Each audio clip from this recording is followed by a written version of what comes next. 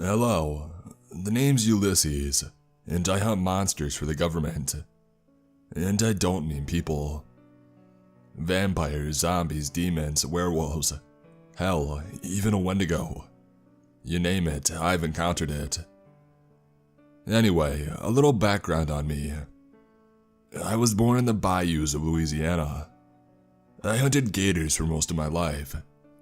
And then the government comes and they say, Ulysses, we want you to work for us hunting monsters. Can't say I blame them. I'm the best damn gator hunter in Louisiana. And I guess they figured I'd be pretty good at that too. I won't say how much I'm paid, but it's a hell of a lot more than any gator will bag me. Now, without further delay, I'll begin my survival guide to monsters. Let's begin with the basics, shall we? Vampires. I want you to take any stereotypical vampire and ditch everything that you know. While it's true the bastards hate sunlight, they aren't killed by it, and they don't give a damn about crosses or coffins. A real vampire is usually between 6 to 7 feet tall. They have teeth like a beaver almost, big and sharp. They are nocturnal, and when they aren't active during the day, they roam caves and underground areas like sewers. And they aren't like Dracula. They aren't, nor were they ever human. They're pale and look sort of like Gollum from Lord of the Rings. They're primal bloodsuckers, and trust me, a vampire feeding is never as clean as a bite to the neck. They hate sunlight, not because it hurts them, but because they lurk in caves and other dark places their whole lives. Speaking of which, they usually live anywhere from 20 to 40 years. They usually prey on animals, but they will attack humans in their territory. They live in dens like wolves. A good sign of a vampire den is nearby is that there will be no life in the cave. No insects, bats, or plants. Nothing. The only way to kill them is destroying the head. Moving on. Zombies. Now admittedly, these fellows are pretty close to what you think. Shambling corpses hungry for flesh. But they are pretty harmless. I mean, they are walking corpses. They can barely bite. Barely. If they break the skin, disinfecting the wound should be enough. I've been bitten a few times, so I would know. Not much to say in them, really. Avoid the teeth. Oh, and one more thing. The whole headshot thing is total bullshit. The only way to put him down for good is dismemberment or fire. And being bitten doesn't mean that you'll turn. Zombies are what happens when some idiot kids play with a Ouija board in a graveyard. Spirits lodge themselves in these corpses. Anyways, that's my guess. Moving on. Werewolves. Werewolves are just as mean as they are in the movies. However, they're bigger than in the movies. In all reality, they're about 12 feet tall and not friendly. Full moons are a myth, kind of. They turn during 3 scenarios: a full moon, a lunar eclipse, and the blood moon. But the transformation lasts for about a week, not a single night. And there's no talking to the person inside. That's a good way to get killed. Lycanthropy is not transmitted through bites. In fact, it's genetic. It's rarely passed down from generation, and they're pretty rare indeed. Also, kids with lycanthropy are like 6 feet tall puppies. Just an FYI. A werewolf can be stopped by 2 methods. The simplest is a bullet to the head. No need for silver. Method 2 is the cure. Stopping the beast from feeding for the entirety of their transformation will cure them of their status as a werewolf. Also, women can be carriers of the gene, but they cannot become werewolves themselves. Again, do not try that shit about, I know you're in there somewhere. It won't work. Demons. Okay, so everything you know is pretty accurate for these guys. They are otherworldly entities, and evil as they get. Some are true monsters, others are a Saturday morning cartoon villain kind of evil. I have performed exorcisms, and if need be, I've had to burn a few people at the stake to save their souls. Not much to say here, so I'll move on. Sasquatch. The big one. Old Bigfoot is like a cross between a grizzly and a gorilla. 800 pounds of hair and bad attitude. I've only ever killed one. I've encountered them a few dozen times. They have hands like a fist of razor blades. Do not approach a Sasquatch, and for God's sake don't shoot at it. You'll just piss it off. They stick to themselves most times and live in the Northwest. Chupacabra.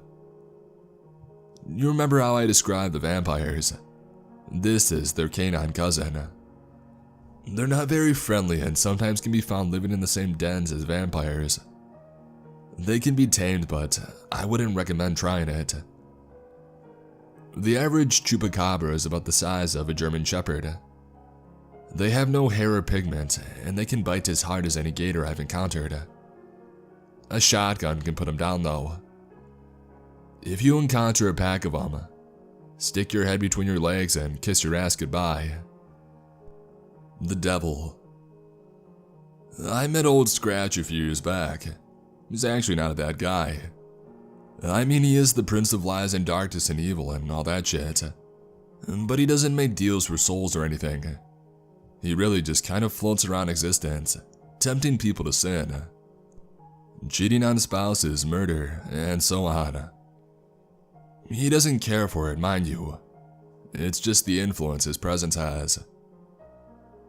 He typically takes the form of a middle-aged handsome man in a black suit with a red undershirt, black tie, and a vest.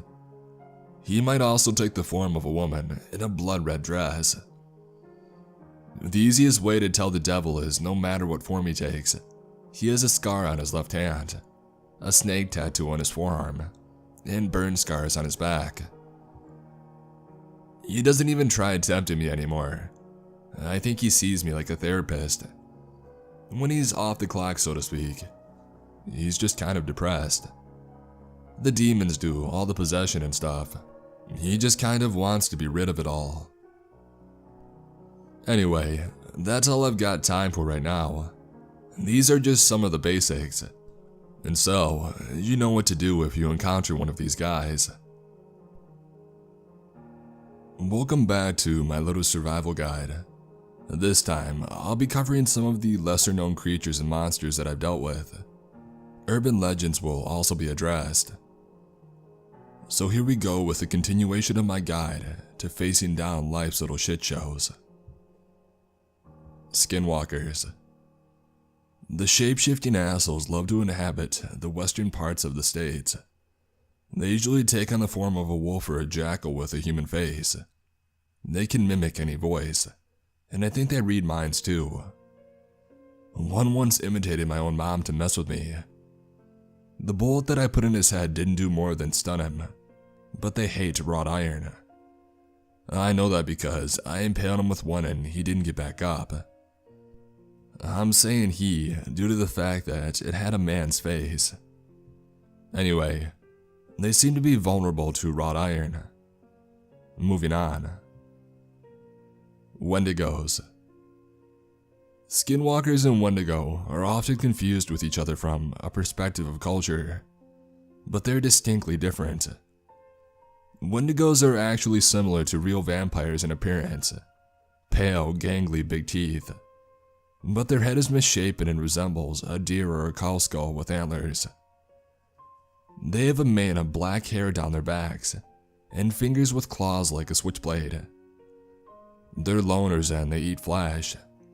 They prey on campers in the northeastern United States. Unlike vampires, bullets won't put these guys down. No, you need to destroy their heart and burn the body. And they're also fast as heck. So yeah, good luck if you encounter one of these fellas. The Jersey Devil. Okay, so this is a thing I couldn't kill, but I did manage to catch, and it's currently held by the government in a private facility. Head of a horse, feet of a goat, bat wings, and a long forked tail. This little bugger has been terrorizing the Pine Barrens in New Jersey for a few centuries now, or it had been. Took me 2 weeks to track it down, but I finally trapped it. Caught him using some bait of a freshly killed chicken in a snare. Shot off its wings and I tranked it. Ugly son of a gun is currently holed up somewhere in Nevada. If he does get out, I'll track him again, and I might not let him go this time. Kappas. For those who don't know, kappas are sort of like turtles. They're famously a part of Japanese folklore, but they've shown up over here too. They look like turtles but have some kind of growth on their heads that holds water. If it ever dries, they die, mostly due to their gills being located there. They're mostly friendly, but they can be twisted little dudes too. They've drowned more than a few people, even tried to do that to me. Luckily, they aren't that strong. On land. If you see them, watch yourself and stay out of the water and you should be fine. Trolls. Trolls vary in appearance and can be anywhere from 2 to 5 feet tall. They're in tribes, a lot like primitive people. They're ugly little fellas, covered in warts and have jagged, crooked teeth. They like to stay away from humans, however this isn't always the case. If approached with honest intention, they'll leave you be. However, they can sense it when you lie and they'll attack and kill those who try to trick them. They'll then eat the body of the victim and use their bones to make spears, and items like vases, bowls, and so on. The only way to kill a troll is destroying their head completely. Ogres. Shrek, they are not. These big fellows are about 12 feet tall, all the way to 18 feet tall. They do eat people. In fact, I reckon we're their favorite thing to eat for supper. But I'm getting off topic. Ogres live in swamps and bayous. They make their homes out of large rotted trees. An ogre in the area is usually signified by the smell of rotting meat and poop. They're big, scaly, and have teeth the size of a steak knife.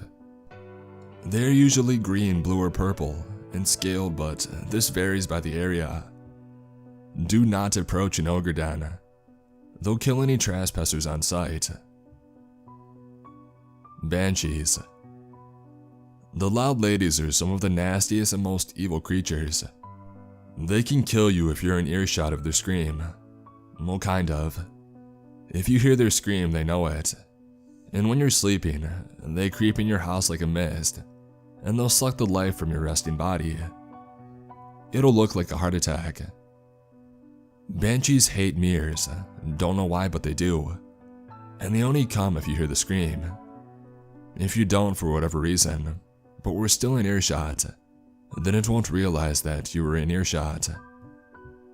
And they also love kidnapping children. Banshees can be killed, but only through live burial or cutting out their hearts. Don't try to fight them. If you heard their scream, it's too late. The Men in Black. The Men in Black aren't humans. There's something else. I'm not quite sure what. I do know that their suits aren't suits. That's their skin. And their sunglasses cover hollow eye sockets, with little beady red eyes in the center of their sockets. I think they're from another planet, honestly. They don't like being called on it and turn pretty hostile when confronted. I've killed one, but the rest have ways of cheating death. Bullets are pretty effective at stopping them, but decapitation seems to work the best.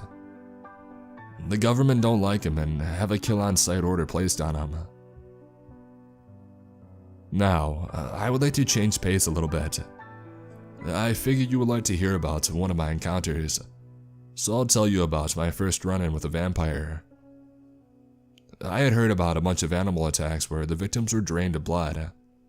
All the attacks were happening in a national park, so I did some investigating. I pinpointed the location of each attack and made a map. Found that all of them were near an old mine, so I grabbed my gear and I got to work. I lined the roof of the cave with explosives and I went down, armed with a flashlight, a road flare and my trusty pistol, into the old cave. It wasn't long until I saw one of those ugly guns. Not what I was expecting, honestly. It looked like a skinny, frail man with teeth. It turned to me and hissed.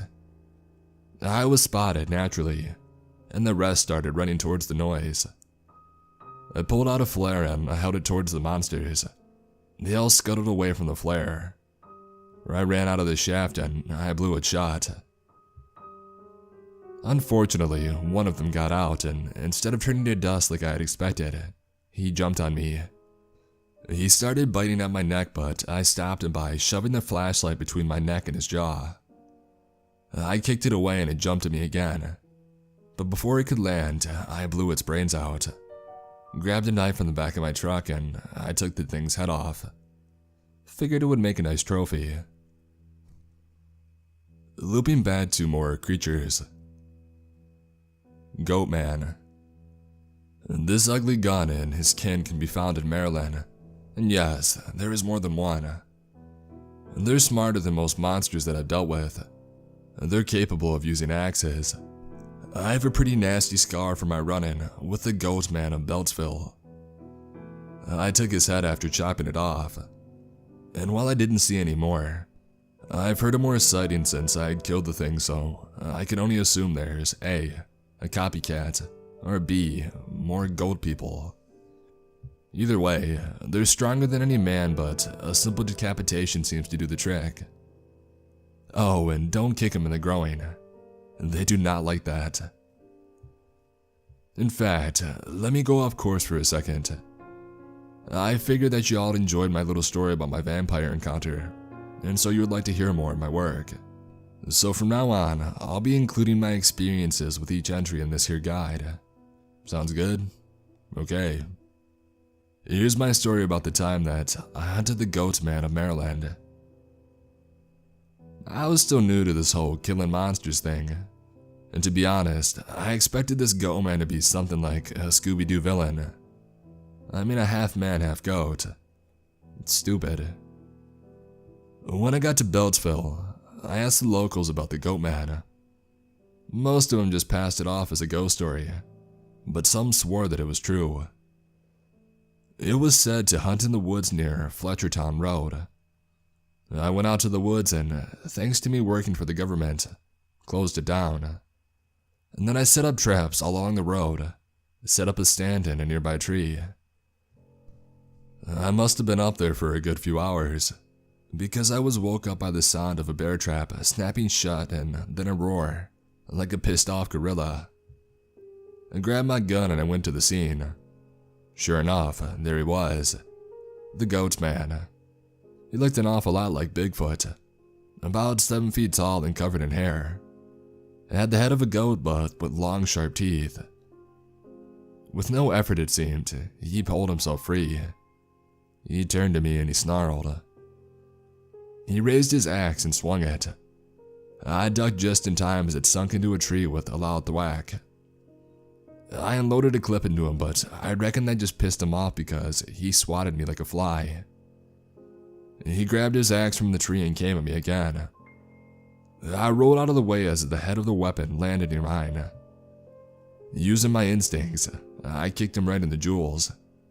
He showed pain, but he looked pissed. He stumbled back a bit, looking like a ram ready to charge.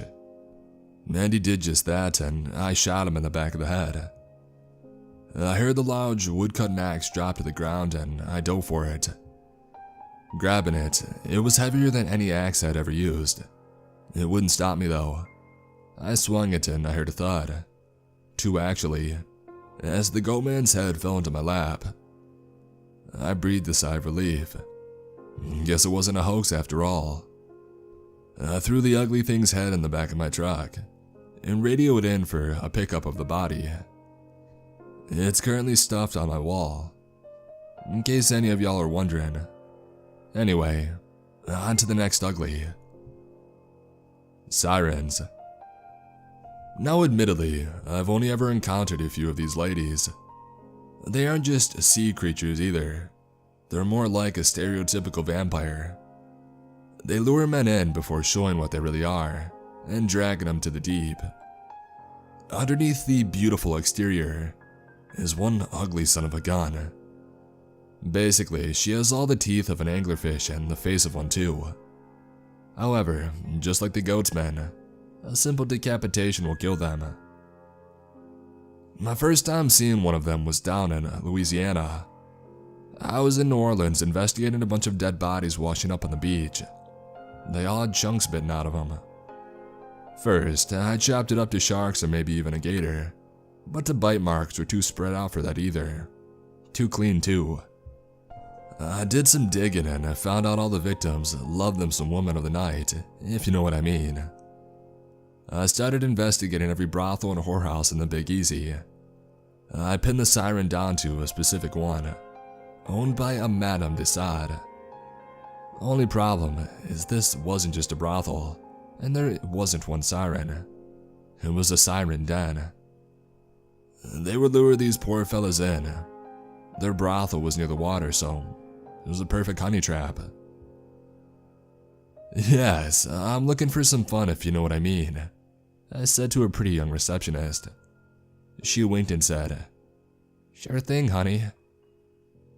She led me to the back and I was hit with a wave of perfume. I was greeted by a brunette with green eyes. "Maddie here will take care of you." It was as I was being pulled into the room that the smell became clearer. It wasn't perfume. It was sea salt. She smiled at me and pulled me in. "You're so cute, I could just eat you up," she whispered into my ear. She then tried to surprise me and bite at my neck with those huge teeth. I pushed her away, gun to the chin. "Nice try, sweetheart," and I pulled the trigger. Just then, the smell of dead people, dead fish, and seawater all at once filled the room. I damn near puked. The others kicked in the door. "Damn, you ladies were a whole lot prettier a few minutes ago," I said, the venom in my voice filling the air. "Dinner time, girls." Who I could only guess was the reception screeched out of that ugly mug of hers. "Eat this, you ugly things," I said, pulling a sawed-off shotgun strapped to my thigh out of its holster. I blew the first who came at me across the room with a shot. I punched the next and used the butt of the gun to knock out the third. The last two looked at each other. One turned to me saying with a voice like broken glass and sandpaper, "You're not supposed to fight back. Why aren't your voices working?" I pulled out an earplug. "Gotta love 'em," I said, smirking as I reloaded the gun. I let loose 2 more shots, splattering their heads on the wall behind them. Looking at the rest who were all still breathing, with the exception of the first one that I had killed, I sighed, pulling out my hunting knife. Man, I really hate to have to dull this blade. I got to work, knocking them back out if they woke up. Before you ask, I ran out of bullets. I thought there'd only be 1 siren, not 6. I'll be the smartass here and I'd appreciate it if you let me do my thing. I would include more monsters, but I felt like I should tell you folks about this. The devil came to me yesterday. It went something like this. "Hello, Ulysses," a smooth voice said as I drank at the bar. I turned and saw a beautiful woman in a blood-red dress. Her left hand had a burn scar, and a snake tattoo wrapped itself up her left forearm. I noticed the thing seemed to move as she sat beside me. "What you want, Nicole?" I said, using the name the devil used as a female, playing on his old nickname. At least that's my guess. She ordered a Bloody Mary and gave me a smirk. I would say it could send a chill down the spine of the devil himself, but, well, it is the devil. "Oh, come now, I just want to talk," I snorted in response. "Don't you have a baby to eat or something?" I took a sip of my whiskey. "Don't be cruel. We both know that's not my style, Ulysses. Besides, Dad would never allow it." she said, pointing to the ceiling. I noticed her face was ever shifting and her eyes were as black as the night. What do you want? I asked again, getting impatient. Fine. I'm here to tell you to stop what you're doing. I turned to her and said, and why the hell would I do that? Oh, you mortals, you're so naive, it's cute. Do you really think the people you work for will let you just leave when you're done? I know a thing or two about betrayal. She grabbed my hand and placed it on her back. I felt the scars on her back. I would have pulled away, but she was inhumanly strong. I like you, Ulysses. You're the only person who gets me. I'm just trying to help you is all. Do you really think you're working for the government? No, your bosses are a lot older than that. She stirred her drink with her finger, causing it to slightly ignite. Thanks, Beelzebub, but I don't need your help. She sighed and said, Fine. Standing up and walking out to the door. I smelled fire as she left. I paid my tab and I stood up. How did you know I was thinking about leaving this job behind? And what if she was right? I mean, the government was going through all this trouble to cover things up. Why would they ever let me walk away? This morning when I woke up, there was a number burned into my arm. It didn't hurt, but it was there. A phone number. I knew this was the work of the devil. Why were they trying to help me? What were they up to? It doesn't matter. Sorry, I didn't have as much to tell you about with monsters. I've had a lot to think about. There's a zombie case the next town over, so I'll probably let you guys know how that goes. Oh, and one more thing. I found a letter in my glove box. Don't listen to Satan. We're, and more specifically, I am who you listen to, and you do well not to deal with the devil. L. No idea what that means, but I'll keep you updated on this and have more tips to keep you alive. Until then, Ulysses out. Hey everybody, I'm back. As I mentioned about that zombie case that I was going to investigate, well, it wasn't a zombie, it was a skinwalker, or rather a pack of them. Shape-shifting assholes took the form of typical zombies, vampires, so on, to hunt prey. I can't really say why. Their usual form usually serves them fine. I'm not going to go into detail about how I tracked him down or figured out what was really going on, because that's not important right now. Long story short, I found their nest. Usual fare as far as skinnies go. Bones and the smell of dead meat. Skinwalker nests are usually made from fur, flesh, tendons, bones, etc., all woven together in cave systems. But again, I wasn't too fazed by any of this at this point.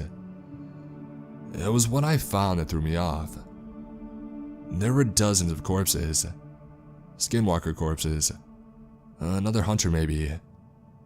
And then I noticed the slashes. What the? I kneeled down. No normal animal can take down a pack of skinwalkers. These things were apex predators. So what happened to them? I felt sick to my stomach. Skinwalkers weren't killed easily. I know that from experience. So that meant something else was in these woods. Night was already starting to fall and I was miles from any road or city. Hell, my truck was a few hours hike from me. I pulled out some jerky, ate a piece, and I got to work setting up a makeshift camp. A fire wouldn't be necessary for warmth, but I didn't want to risk whatever killed them coming for me. Hopefully it would stay away from the light. I wouldn't be getting any sleep that night, or rather I couldn't, too risky. I stoked the fire a bit and heard a voice behind me. Someone's on edge. I turned around and there stood, and once again, the devil. What the hell? You have anything to do with that? I gestured to the cave. He, taking the form of an old park ranger, shook his head. Nope, not me. He pulled out a cigarette and lit it with his index finger on the scarred hand. Figured you could use some company. He took a drag of the smoke and exhaled. Never did much care for these. The taste reminds me of home though, he muttered, the fire reflecting off the dark sunglasses that he wore. Why are you here, Nick? He smiled. Can't I check in on an old friend? We both know you and I aren't friends, I replied, listening to the fire pop. Touché. If I'm honest, I've got nothing else going on. It is a Tuesday. Not much temptation to do during Tuesdays. He sat down and I looked up. And so you're gonna bother me. Now where's that famous Southern hospitality? Didn't they teach you manners in the bayou? Yeah, but they also taught us not to mess with the devil. Well, that's fair. I just wanted to earn you about the crier. The what? I looked up and he was gone. The hell? Before I could react, I was thrown down by what felt like razors. I looked up and I saw a really tall thing. It wasn't like any monster I'd ever seen. It was dark, but I'll try to give you the best description that I can. It was probably about 8 feet tall. It stood up like a man and it had no eyes. Just a large gaping mouth with more teeth than a chainsaw. It had 4 arms, with 2, I think, coming out of its back. Each arm had razor-sharp claws with 4 fingers on each. I could feel the blood gushing from the wound that it gave me. What the hell are you? I said, ignoring the blood in my mouth from the impact. It let out a roar. I think it was a roar, but it sounded like a baby crying. I was unarmed, so I had no choice but to run. It was pitch black and all I had was a flashlight. I could hear it running after me. That damn crying sound behind me. I ducked behind a tree to catch my breath. What was that thing? I knew it was what had killed the skinwalkers, but what was it? The wound on my chest had soaked my shirt in blood and I could barely move, but I had to keep going. That thing was gonna find me and I didn't much fancy being tomorrow's leftovers. I would have kept moving, but my wounds and generally how tired I was would not allow for it. I spent the rest of the night sitting in darkness, having lost my flashlight during my run from the thing I could only guess was the crier. I heard the sound of it crying the whole night, but luckily, I didn't run into it anymore. Well, not before daybreak. I made it to my truck around 9 a.m. Several hours later, and just as I did, I heard the crying again. I grabbed my shotgun from the back of my truck and readied myself.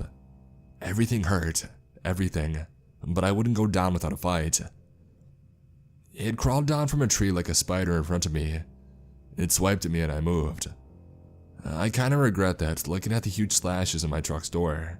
But back to the story. I shot it in the mouth, but all that did was stun it. I ran to my truck and I cranked it up. I floored the pedal as the ugly thing gave chase. Eventually, it gave up and it fled into the woods, but not before messing up my truck real good.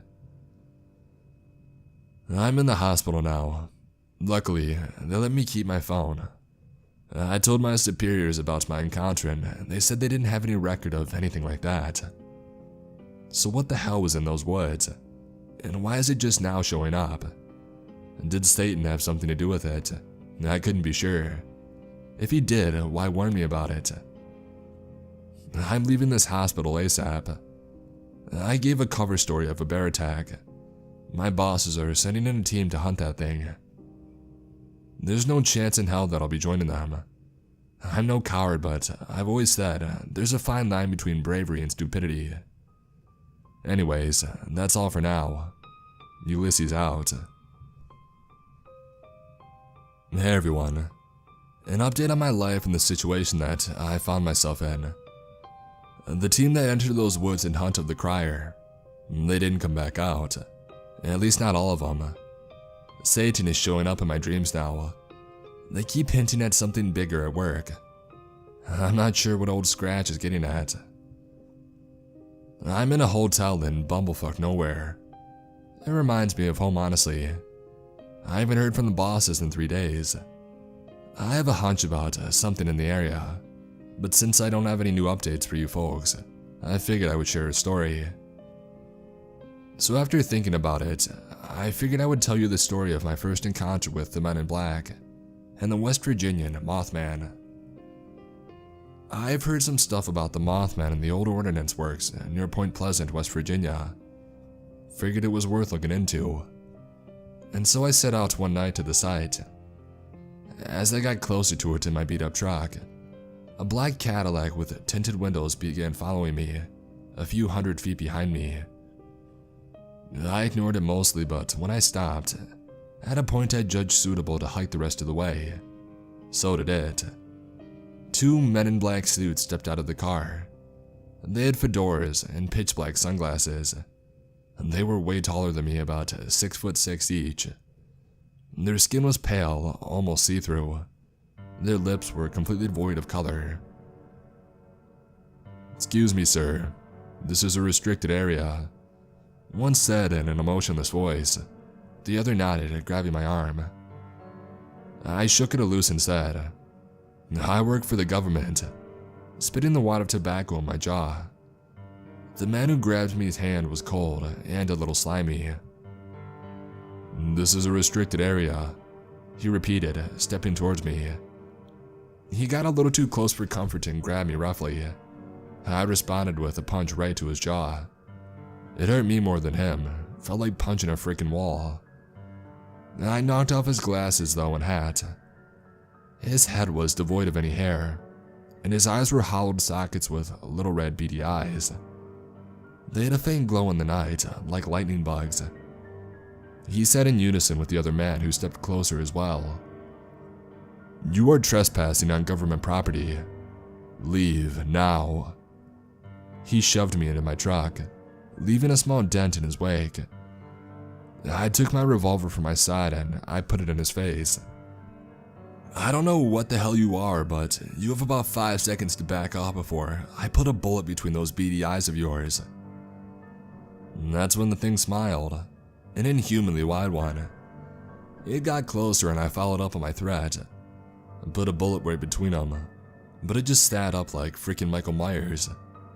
The other grabbed the gun and bent the barrel like a cartoon. It pushed me down with enough force that I felt my ribs crack. I quickly got in my truck and unlocked the door. They began rattling the handle and I knew they would get in eventually. That's when I remembered my machete. Ever since I got lost in the bayou a few years back, I kept a machete in a pocket on the roof of my truck. I grabbed the blade and opened the door with enough force to knock them both down. One of them stood up and I quickly cut that thing's head off. The other cocked its head and spoke. "This isn't over, Ulysses. Good evening." He turned and went back to his car, stopping only to retrieve his sunglasses. Breathing a sigh of relief, I got back on my original task. The dudes in the dark had almost made me forget why I was out there in the first place. On a bad leg from the run-in with the men, I hiked through the woods to what the locals called the TNT area, placing some snares with the aid of a flashlight. I looked around in the trees. If the Mothman was real, I figured he would lurk there. As I looked around, I noticed a pair of bright red orbs in a tree. Shining my flashlights in the direction, they quickly vanished, as I heard the rustling of leaves like something moving through them. I heard something get snagged in my snare. I ran to the trap but found whatever was trapped had been cut free. Felt an overwhelming wave of nausea and saw the orbs again. I shined my light up and before I collapsed, I saw the Mothman. It was upside like a bat. It had a head like, well, a moth, and it had bat-like wings about 8 feet across. It looked 6, maybe 7 feet tall. I was really weak as the nausea had worsened. I got to my feet and I drew my knife. The Mothman responded by flying off. Next thing I knew, I was being grabbed and pulled into the air. It had feet like a cat, sorta. It had claws like a bird, but they were not talons. It was similar to, as I said, a cat. I was 20 feet in the air at this point, and against my better judgment, in all honesty, I managed to stab its leg. It dropped me, screeching in pain. So trees broke my fall, but it didn't stop me getting a broken arm and a few cracked ribs. I blacked out on impact as well. I was woken the next morning by a paramedic. A hiker had found me and called for help. I never found the Mothman again, no matter how hard I looked. The men in black now are a lot less civil towards me, and I still have scars from where the Mothman had grabbed me. I'm not quite sure what to do about him. I'm writing this a few hours after the last paragraph. Speak of the devil, as I was writing this, there was a knock at my door. I saw the familiar black sunglasses and suit. Hello, Mr. Ulysses. We work for the Federal Bureau of... Cut the shit. I know what you are. Now why are you here? The leader of the duo of the men in black removed his sunglasses, revealing those beady red eyes. You're a clever one. I pulled a cigarette out and I gestured as to offer him one. No thank. It's thanks. Yes, of course. He smiled politely. Normally you guys are trying to kill me. Can we wrap this up? I said impatient as I lit the cigarette. His smile wavered and he continued. We're here to tell you to forget what you saw in those woods. The crier? Indeed, forget you saw it. I avoided eye contact with the pale bastard as I exhaled smoke. And why should I do that? You wouldn't want it to find your mother now, would you? This made me pause. Is that a threat? It's not anything, Ulysses. Do not investigate it. That's our jurisdiction, not yours. I slammed the door in his face. Why were they trying to shut me up about the crier? I had no intentions to tell anybody, but that's not the point. It's confusing to say the least. Anyway, that's all I got for now. Ulysses out. First off, screw nuclear radiation. This is Ulysses, and I have a doozy of a story to tell. I went on a hunt for a Wendigo in the Nevada desert. Boy, I wish it was just a Wendigo. I've been making my way back to civilization for about 3 days, and now that I'm in a place that's safe, I'm typing this up. It all began after the last post. If you remember, I hadn't had much to share in the way of new stories. Well, I do now. There had been a brutal animal attack along a stretch of road in the Nevada desert that I can't legally name. From descriptions and eyewitness reports, I narrowed it down to the Wendigo. It fit their MO and their usual hunting grounds. I called in a favor and I had a part of the road closed off. For maintenance was the excuse we gave others. Even had some undercover agents posed as road workers. They knew what they were dealing with, or at least, they did as far as the Wendigos go. Those skinny son of a guns made their first attack at dusk. A guy, his name was Tim I think, was smoking a cigarette by himself and got his throat ripped out. Barely heard his screams because he was drowning in his own blood. When I arrived, the Wendigo was already feasting on his innards. Before I attacked it though, I was thrown off. This was no normal Wendigo. It was hideously deformed, well more than usual. It had 3 sets of antlers instead of the normal 2. It had teeth forming on its neck. Its hair was patchy, revealing tumorous skin beneath it. Not to mention, it had a third eye on its cheek. It turned and it hissed at me, leaping off its lunge and stalking towards me. I noticed that it walked with a limp, as one of its legs was actually shorter than the other. Drawing my gun, I put 3 bullets in its chest, right in the heart. It fell dead, and before I burned the body, I got a closer look. Its pale skin was horribly diseased. The patchy hair down its back had revealed tumors, sure, but the rest of it wasn't much better. I shined my flashlight on it, and another hunter, a Russian fella named Vladimir, smelling of booze and cheap cologne, walked up behind me. "Wendigo," he asked. Yep. So you ever seen one like this? I stood and I shined the light. Yes, but only in one location. Pripyat. I looked at him. Apologies, you Americans probably know what's better as Chernobyl. It wasn't Wendigo, but it was like this. We burned the body and then we waited.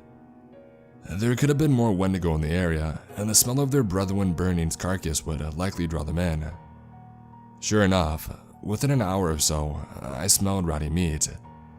A Wendigo pounced at me out of the darkness.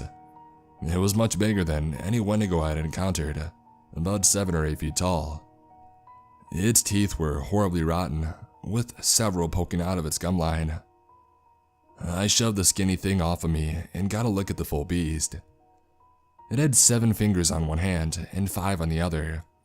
Its skin wasn't pale but an oily black, and its normal skull-shaped head was warped, looking half like a deer skull and half like a human, with misshapen antlers on its neck. Its hair was almost completely fallen out, revealing bubbling tumors beneath. I realized then that these poor bastards weren't normal Wendigo. They must have been mutated by the nuclear test of the 50s in Nevada.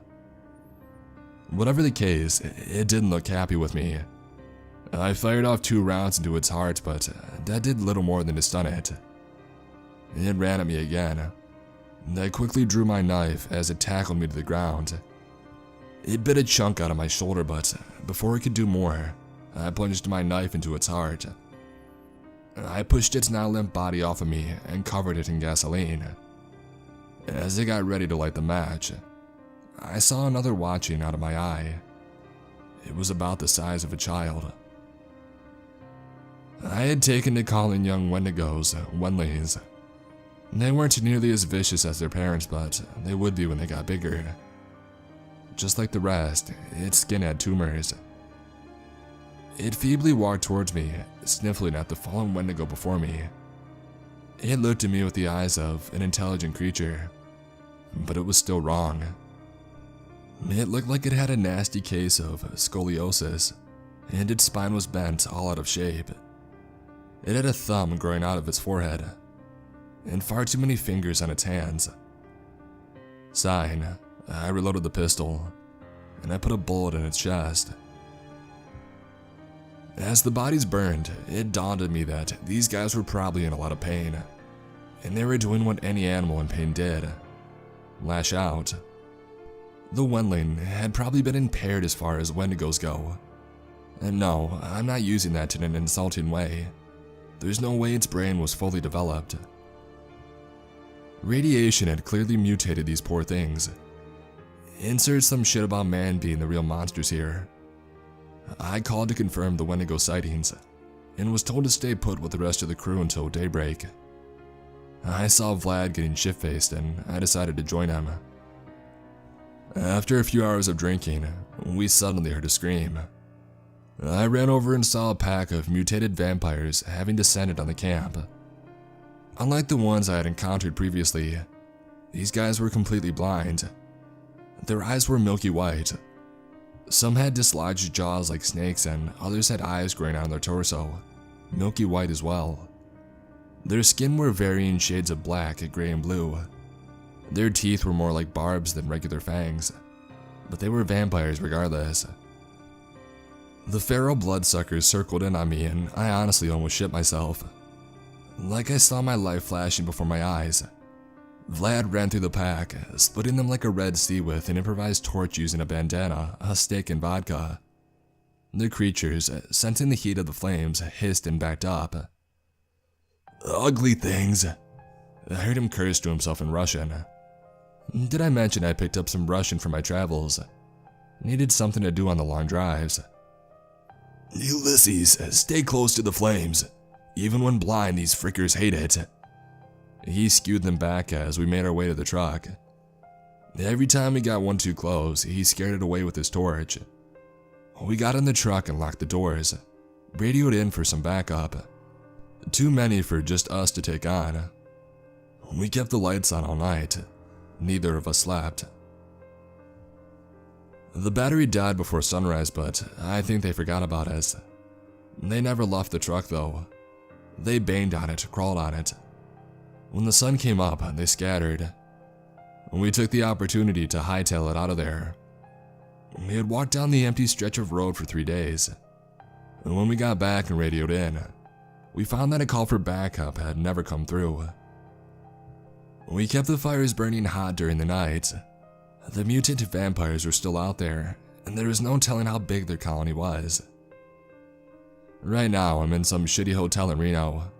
No idea what had happened to Vlad. All I do know is that they sent more hunters to find the vampire's den. The Wendigos, well, we aren't really sure if they're still out there. One thing I didn't mention was I heard the wailing of the crier one night. Vlad didn't even so much as budge, snoring heavily, but the wailing of that thing sounded in the distance. I knew that it was hunting me, but nothing I could do now. Anyways, that's all I got time for now. This has been Ulysses. Hi there, Ulysses here, and this will be the final volume of my guide. I've taught you all how to deal with things from the Men in Black to nuclear mutants to Wendigos to vampires.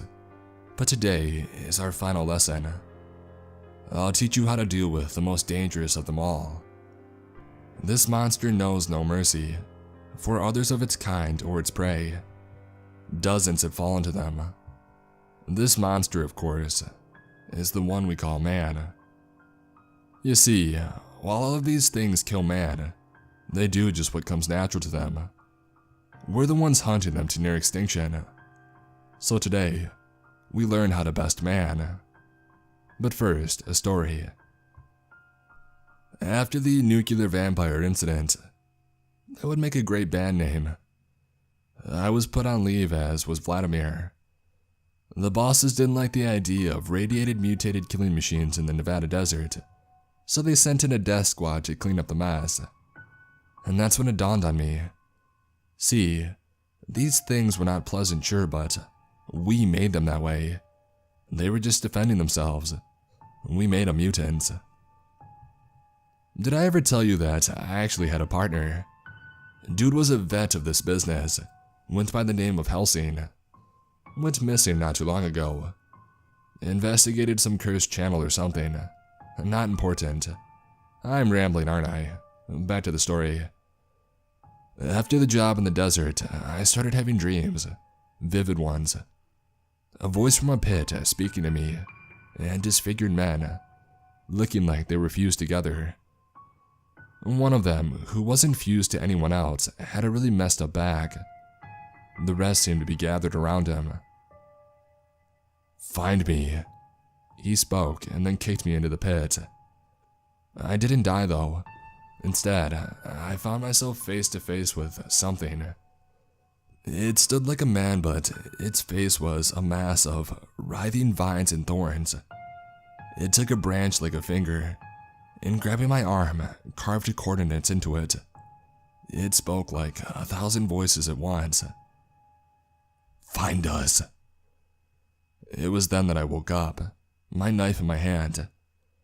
I felt a stinging in my arm and saw the numbers. I won't give them away, but something told me that I should go. "Not a good idea, Chief," a familiar tone said, as I got in the truck to drive to the coordinates, using that Google thing. A teenage boy with long black hair, a horribly scarred left hand, with a snake tattoo on the same arm, and fiery red eyes said from the driver's seat.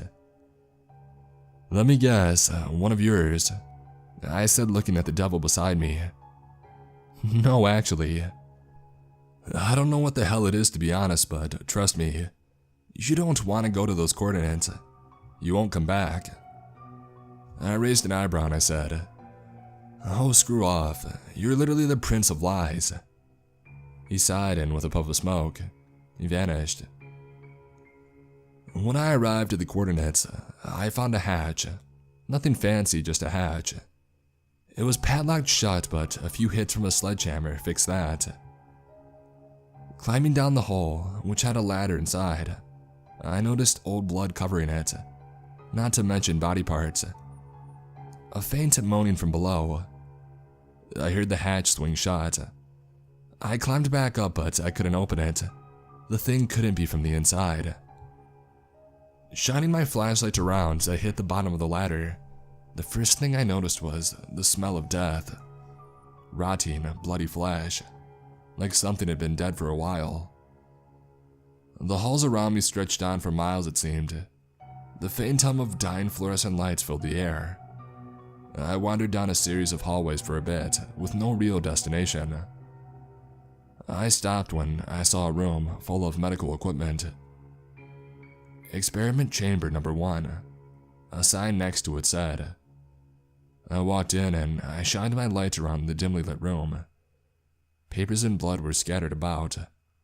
A blood-splattered clipboard on a table caught my eye. Project Lovecraft. I questioned reading it. Some kind of government experiment. Maybe. I threw it down and I heard something behind me. A starving man in a lab coat came out nearby a cabinet, swinging a fire axe. "Whoa, easy there, Doc," I yelled, jumping as he swung his axe into the table beside me. Who are you? How did you get down here?" Before I could respond, he cut me off. "We need to leave this place now, before they find us." They? The 89A. He began to shove me along, but I easily stopped that, seeing as it looked like he hadn't ate in days. "What are you talking about?" "Okay, just trust me. You don't want to find out."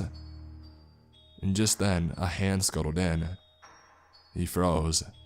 And yes, I said a hand. "Don't move. That one can't see us," he whispered, but I ignored it. I grabbed the axe and I split the hand between the fingers. I didn't need to know what it was to know that that thing wasn't natural. It kept moving though. The gash quickly healed and it grew an eyeball in the wound. Shit! The man in the lab coat said. I heard an inhuman scream from somewhere nearby. That was the last time I remembered. I woke up being dragged by two things. They looked like at one time they were human, but now they were all wrong. They were writhing masses of limbs, eyes, and teeth. They threw me in a room with others, people who weren't dead but very sick. Rashes were spreading, and I quickly looked around for my phone. I had to keep you guys updated on this kind of stuff. If nothing else, I could help figure out how to kill these things. Maybe another hunter could stop them. After I asked around, I pieced together what had happened down here. Most of them had been brought here by something telling them to come. But the ones who were here before, all hell broke loose. They told me a lot. This was a government bunker. Those things were man-made. They had been running some kind of experiment to make super soldiers. One got out and well, that's how they got here. They turned others through bites, like zombies, but also merged with each other. They were bulletproof, fast as hell, and had regenerative abilities. The hand I saw was a scout for one of them. They had been hunting anyone who came down here. "What can we do then?" I finally asked. "Wait to be eaten or turned," an infected scientist mumbled. "Why haven't they bitten me yet?" I asked him, and he looked up, looking surprised. "They haven't?" "I can help," a voice said from the corner. From the burned hand and snake tattoo, I knew who it was, but didn't acknowledge his true identity. His name tag read, L. Cypher. "Well," I said. "I can blow this place to home and back." "What does that even mean?" one of the infected said, and I replied, "Don't ask, but no, we need to get these people out of here." "Can't be done. Broken Man won't let us," another mumbled. "Broken Man?" A scientist laughed. "The escaped subject, Patient Zero. He controls the rest. Found the notes of our head researcher before he fully turned." I sighed and made a decision. Counting my bullets, 12 in total, I cocked my gun and I sighed. "I have an idea." And with that, I walked around the room and executed all the infected. They were too weak to do anything but watch, honestly. I had 2 bullets left. A man-made monster. I turned to Cypher, whose body, despite having a bullet in the frame, was still fully conscious. Being the devil would do that. I told you not to come here. Shut up and tell me where this broken man is. After receiving instructions from him, I heard the door unlock as he snapped his fingers. You might want to leave quick. These guys won't stay dead. I nodded. I made my way down the maze of labs, hallways, and blood-soaked bunk areas. I avoided the fleshy things, and noticed less wall and more flesh as I approached the den of the broken man. And then I heard it, the crying of a baby. On cue, the crier descended from above me but stopped. It turned its head and a normal human man approached it, but something was off. The dude had a nasty case of scoliosis, it looked like. He patted its head and spoke to it in an unknown language. I didn't hesitate to put a bullet between his eyes, but he didn't flinch. He instead cocked his head and spoke again in that language. He grabbed me by the neck, nearly crushing my windpipe, and he threw me to the wall. As hands clasped out from inside of it, holding me down, I could feel them biting me. Yes, the hands were biting me, and he, wearing a smile, approached me. Why must the chosen always fight back? He said something, again in the language, and they let me go. Before I could do anything else, I passed out. I'm in an unknown part of the facility. There's a rash spreading, and I know that I'm dying. I'm posting this just to say goodbye, and to say screw humanity. And also tell the devil if you see him. He owes me $12. He'll know. I have a gun to my temple. My final lesson is that, to kill man, it's simple. Just stop them from being human. This is Ulysses, for the last time, signing off.